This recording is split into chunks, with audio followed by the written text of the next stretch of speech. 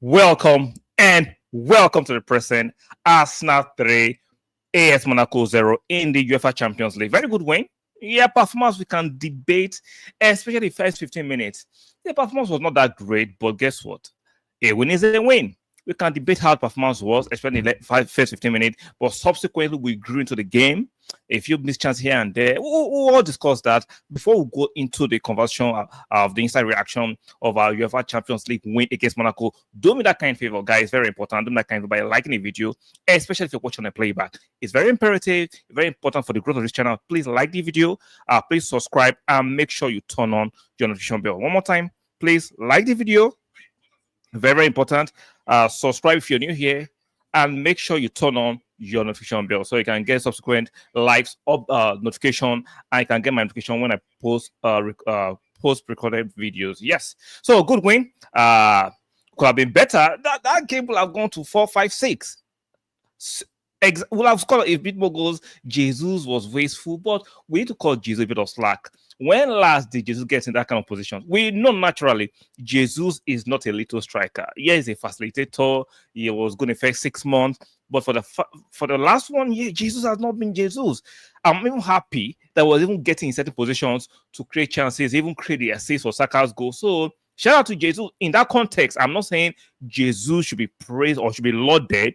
No, in context of the poor performances we've seen from Jesus in recent history, this was a decent performance at least. Don't crucify me. I'm just pointing out the obvious. Now, before you guys take it too far, don't crucify me. I'm just pointing out in context of the poor performances, series and episodes of poor performances, Jesus was decent in this game. If you disagree, let me know in the comment section. So, good victory. We go third in the standing. If you look at the statistic right there, we had 55% of possession in the first 15 minutes. Monaco were they made sure they kept the ball. They tried to control the game of the possession. We're not into the game. We're a bit lethargic and sluggish, which has become part and parcel of a bad habit Arsenal have been inculcating in the last few games. I do not enjoy it. We need to move the ball a bit faster. Now we saw Skelly in the starting lineup, and I was excited. The boy showed the quality why he should be getting more game time. I understand he hasn't getting more game time due to the toe infection, the injury he suffered a few weeks ago. Hopefully, we can see him play more game time, even though he has 60 minutes today. But hopefully, we can see more Martinelli in that left back position, because he handled it with a lot of maturity. For a youngster, the maturity defensively, even though there's a bit of naivety in his defending, positioning here and there, because he's still a youngster, he's still learning on the job. He is not a natural or a traditional fullback. He's learning to play that position, but he's doing better than some people. I won't mention their names who have been playing that position. So for me, that pass to Jesus, that's the main assist. Even though officially and academically the assist is given to Jesus, but the wonderful pass to Jesus, then from Jesus to Saka, that was fantastic. That is what I've been asking for Mr. Declan Rice to do in the team. Before some of you say I have an agenda against Declan Rice. No, in that left position, we don't have people who can actually give that quality of pass to either Martinelli, to our strikers from that side of the pitch. So for me, Skelly had a fantastic game, in my personal opinion. Martinelli, better than the weekend. A lot of us criticize him, rightfully so, for his performances in the last few games, especially in this season. Last season was poor, we understand it. We're expecting much more this season, but Martinelli has been poor. He had a decent game. He was teetering on a second yellow card. Martinelli has to watch his discipline. I don't know what is going in his head. He has been a little bit iffy in recent performances with his discipline. We do not want to be incurring red cards again. We've seen how the red cards have derailed not finally, but derailed some of the points we'll have garnered from Premier League. So let's Martinelli behave himself. But back to this game.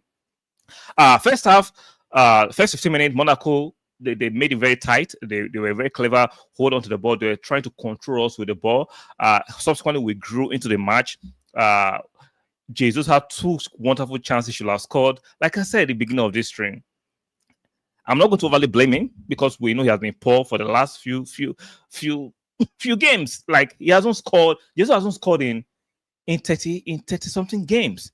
So I don't expect him to be as sharp or to be as confident in conversion of his goals. So I'm not trying to justify that. I know you should do better than that. I'm not justifying it in any means. I'm just saying Those misses were bad misses, definitely for a striker. But I'm not too surprised because the lad is not sharp. Guys, don't that kind of stuff. Guys, like the video, please, please, please. We have 9 people on the stream. Please, very, very imperative. Please like the video so that we can bring more people to the live stream. Please like the video. Please subscribe and make sure you turn on the notification bell, especially if you are just seeing my channel for the first time. I will appreciate you liking the video. I appreciate you subscribe if you're enjoying the content, and make sure you turn on the notification bell. So back to Jesus. If you want to criticize Jesus aggressively, that's you. But for me, based on what I've seen the last few games, even the last 1 or 2 seasons, I understand why he's not that sharp. Hopefully, he can get back to his sharpness. Hopefully, we can actually get rid of him in the summer and bring a better striker. But right now, he's in the team. We have to support and help him get his confidence back. So those are bad misses in terms of Jesus missing those chances, because those chances will have haunted us later in the game. But I'm happy we got through with being on scale with those miss of those chances by Jesus missing those 2 chances. Even Odegaard missed his own chance too. Odegaard went through on goal, should have made it 2, and he missed that chance. So we missed a lot of chances in this game, especially the first half, and the second half we missed a few chances. But total in the grand scheme of things, we deserved the victory. We played slightly better than them. I think Monaco are a decent team. They gave a good account of themselves, even though we according to the statistics, right, they say we shaded it. But if you watch the game, Monaco, the result did not flatter us, but they were not as bad as a 3-0 lead will make it seem like. If you understand my drift, Monaco are a decent team. They huffed and puffed. They had a few chances, but we're the better team, and we won the game. Saka, for me, I'm hearing people on the internet saying Saka had a great game, even though I'm hearing that he won the official man of the match. Guys, let's be fair. Saka didn't have a great game. He scored 2 goals. He had a brace. But did he have a great game in terms of performance? Now, a lot of you gauge or appraise performance sometimes by goal scoring, which is cynical. I don't think performance and goal scoring should do 2 different things. Yes, he had 2 goals, but Saka was not really in the match like that. We know the standard of Saka's performances, right? He wasn't ripping the left back apart. He wasn't cutting and cutting out like that. It was tightly marked. A shout out to the Monaco defense. They made sure they found a way to actually make sure Saka didn't have too many chances in this game, even though he still managed to score 2 goals. That's another hallmark of a very good player. Even though when your performances are not great, you can actually subsidize by scoring goals, by assisting, which Saka did. So shout out to him. What I'm not understanding is people saying he had a great performance. I'm not saying scoring 2 goals is not fantastic, but in terms of performance, I don't think this is one of the best Saka performance in terms of what we know Saka to perform. The level we are accustomed to Saka performing, this was not a great performance. But in terms of scoring 2 goals, meaning even though you're not having a great performance, still contributes to your team, which he did by scoring 2 goals. So shout out to Saka. And Jesus didn't have the best of game, so but he still managed to create an assist, which was actually manufactured through Lewis-Skelly. Saliba had a good game. Rice and Moreno plays for me. I think this is the first time Moreno. Someone correct me in the comment section. Maybe I'm wrong. Moreno played his first 90 minutes, in my personal opinion. Good game. It was nothing too flamboyant. We know Moreno is not the most flamboyant guy, but very controlled, very measured. Decent passing. There were times he was stunning, opening the space up. For me, Moreno had a good game in the midfield. Rice, his average game. Before you guys have an agenda against Rice, I have no agenda against Rice, but I just think he doesn't do enough offensively with the ball, in my personal opinion. He's overly defensive. He likes to pass back too much and sideway passing, which we can do more. I hope he can get that to the level which he can be more offensive than defensive, but it is what it is for now. So Partey playing as a right back played a fantastic game, in my personal opinion. We know Partey is not a right back. He's primarily a DM, but he has to do a job for the team. Timber came in to replace Lewis-Skelly after playing for 60 minutes, and we saw the difference. Kai Havertz came in second half to play the last 20 minutes for Jesus, and we saw they added a more balanced impetus to how we were moving the ball, how we played the game. Jorginho came into the game and added his own. So it was a good game. It was a good game. It was not a fantastic game, but it was a decent, good game based on what I've seen the level Arsenal can get to, because some of you say I'm not being overly critical. I'm saying based on what I've seen from Arsenal and the levels can get to, it was a decent performance, in my personal opinion. Monaco are not slouches. So it is what it is. Shout out to both Nofel. I can't keep seeing Partey not playing the midfield, bring him back to midfield, Timber right back, and we start Lewis-Skelly on left back. You have to understand that we have a few injuries. We have more than a few injuries, and we have to manage minutes. So even though I do not agree with it, I think Partey should be playing the midfield. We have to understand the level of injuries and management we need to have. So I get it. We have to understand that we have a few injuries, and we have to manage the team. And Timber has been playing a lot of games. So I understand why Arteta rested him and brought him for the last 20 to 25 minutes. You can't overplay him. Calafuri is out. Ben White is out. Tomiyasu is out. Zinchenko is out. Gabriel is out. Those are 5 defenders. So you want to make sure you don't overplay the remaining defenders you have or players you have, else you play them into injury. So I understand it. I'm sure Arteta doesn't play Partey as a right back, but based on the injuries we have at the moment, you just have to manage the team sensibly. They shout out to you. Great win. For me, great win. Not a great performance, but great win. We move up the table, up the standing in the Champions League. So, well, if we win our next match again, that is Zagreb, we have automatic qualification. So we are doing well. We are doing well. I understand the Premier League league table is where Arsenal fans will prefer us to be on the summit. But come on, it's 15 games gone. A few more, 23 more games to go. There's still time. So don't panic. Do not panic. There's still time. Guys, do me that kind favor one more time. Please like the video. Very, very important. We have 15 of you guys here. Please, very, very important. Please like the video. Please subscribe if you're new here. I appreciate that. And make sure you turn on your notification bell. And you'll be well appreciated. Thank you very, very much. Very, very much. Trossard is in his worst form. He's enjoying us. I know he'll be back. I will always prefer him over Martinelli. That's your preference. I think Trossard has a cap. We have to understand Trossard for me should not be. That's my personal opinion. I'm not saying Trossard is not good. He should not be starting for a club like Arsenal, in my personal opinion. Martinelli should be starting, but unfortunately, Martinelli in the last 1-2 seasons is not pulling the right weight. Trossard for me is a good squad player.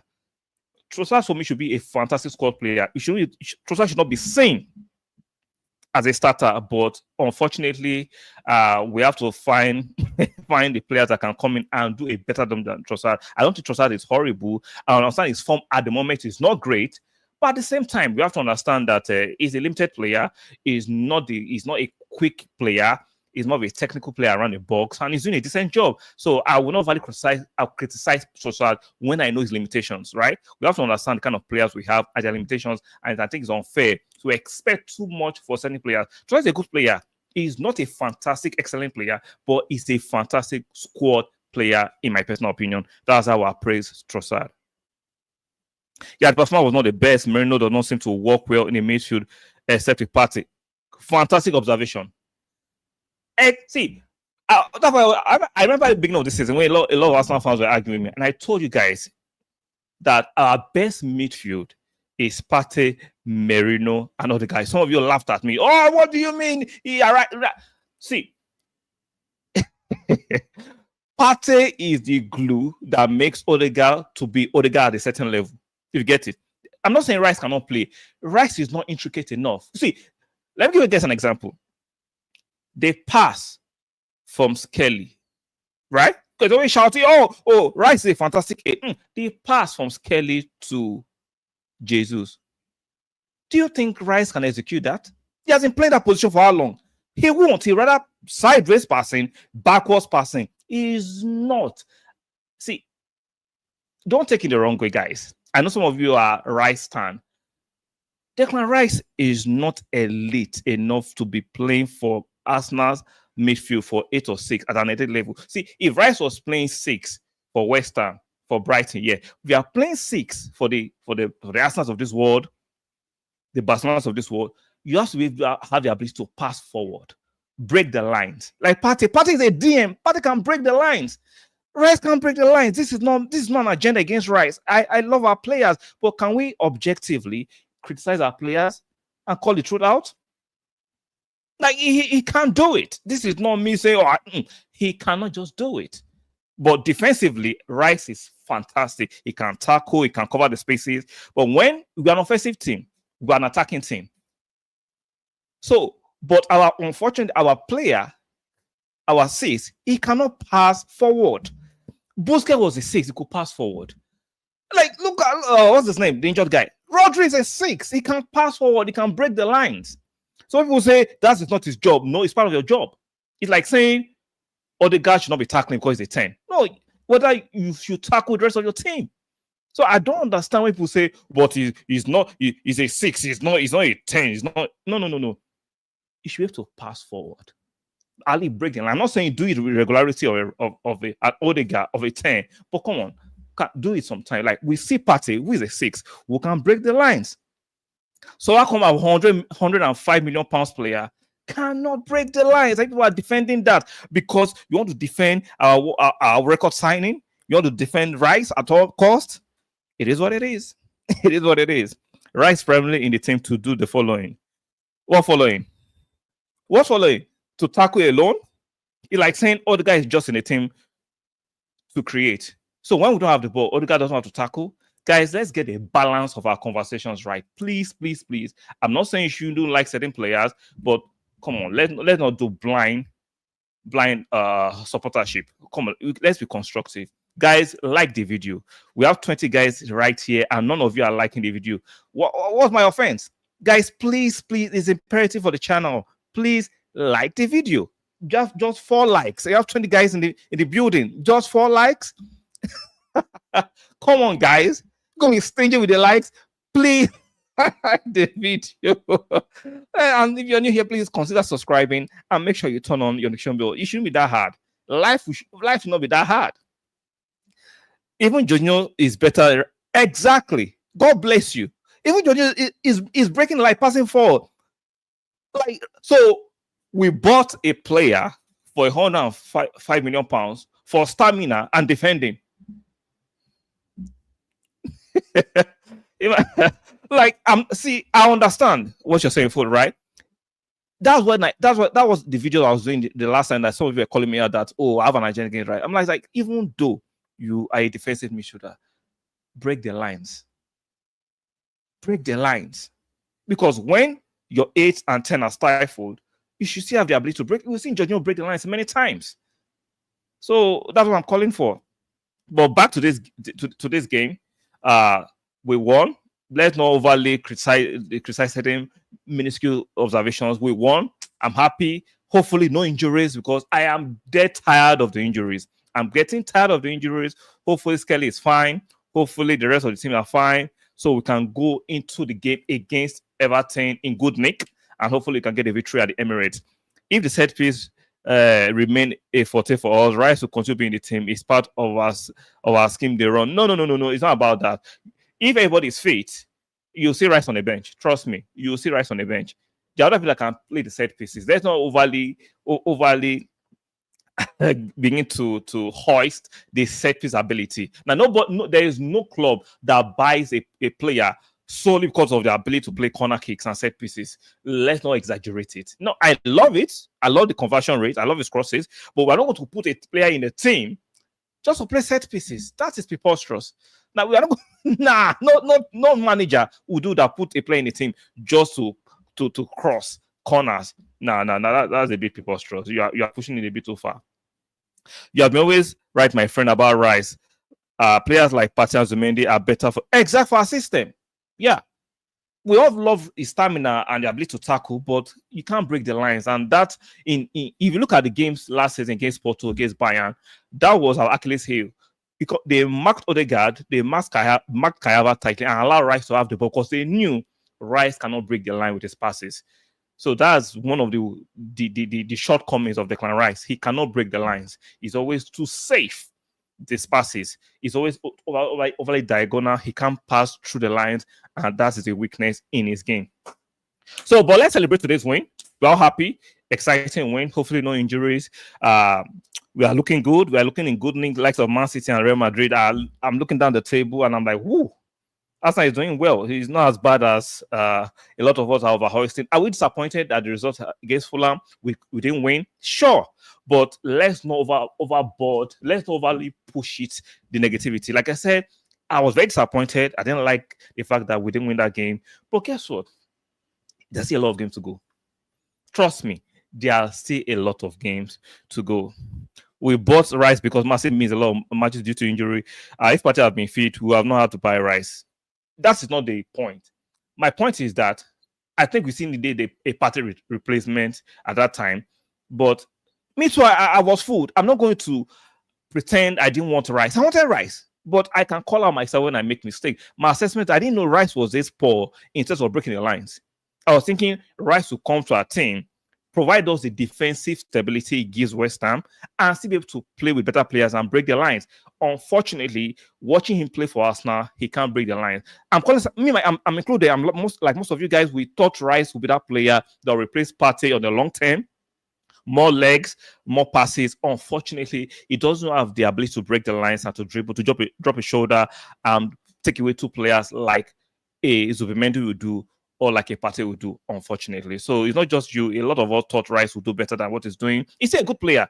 I'm not saying Rice is a bad player. I'm just saying he's not giving us the needed value in that position we will get from a Partey. So that's what I'm calling out. So, guys, shout out to all of you for joining us.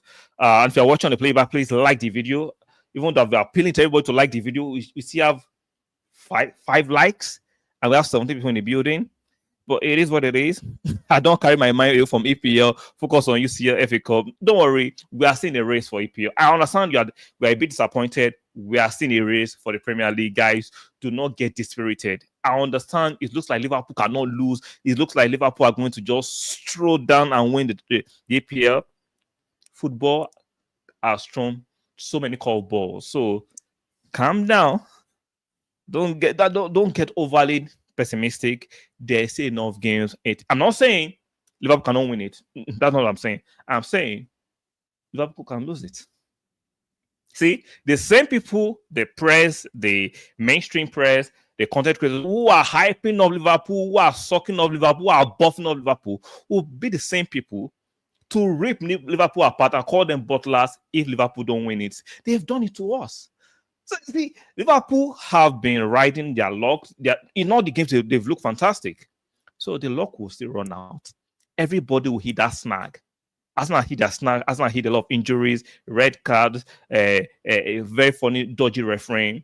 Everybody will hit their turn. And let's see how Liverpool will handle it when they hit that snag. So, guys, don't give up on the league. We are still, mathematically, we are still there. So you can't give up if it's still mathematically possible. I understand the disappointment of the third season. I understand the disappointment that we should be at the summit of Liverpool. But calm down. Calm down. So, guys, thank you for watching my instant reaction. Arsenal beating AS Monaco in the Champions League, UEFA Champions League, 3-0.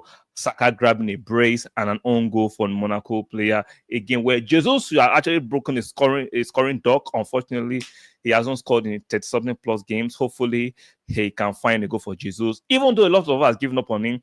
But the fact that he's still here, we have to still support him, and hopefully he can start scoring as soon as possible. So, guys, thank you for joining me. Shout out to Fort Nusser. I'm sorry if I'm butchering your name. For Nusser, shout out to Dayspring for making this session interactive.